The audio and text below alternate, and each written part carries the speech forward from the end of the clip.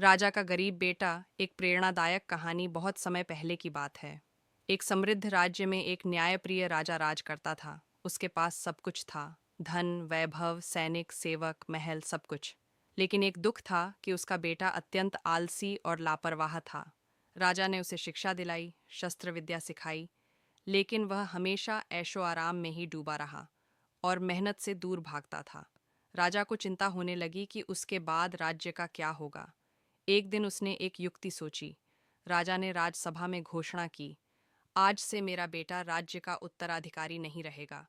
मैं उसे महल से बाहर भेज रहा हूँ। वह जब तक अपने दम पर कुछ कमाकर नहीं लाएगा, वह राजकुमार नहीं कहलाएगा। सभी लोग चौंक गए। राजकुमार को महल से निकाल दिया गया। उसका आलीशान जीवन खत्म हो गया। वह अब आम नागरिकों की तरह रहने लगा। उसे भूख लगी तो काम की तलाश की, लेकिन मेहनत करने की आदत नहीं थी, इसलिए उसे कई बार अपमान झेलना पड़ा। धीरे धीरे उसने छोटे छोटे काम करने शुरू किए, कभी खेतों में मजदूरी, कभी दुकानों पर काम। उसे पसीना बहाना पड़ा, भूख सहनी पड़ी, पर धीरे धीरे उसमें बदलाव आने लगा। उसने लोगों से व्यवहार करना सीखा, मेहनत का मोल समझा और जीवन का असली अर्थ जाना।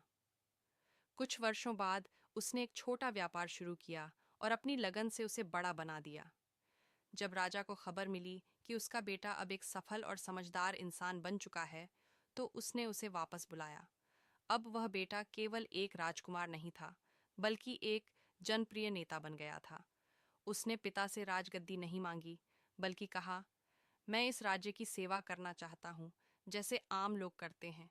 राजा की आंखों में आंसू आ गए। उसने बेटे को गले लगा लिया और गर्व से कहा, अब तू सच में राजा बनने के लायक है।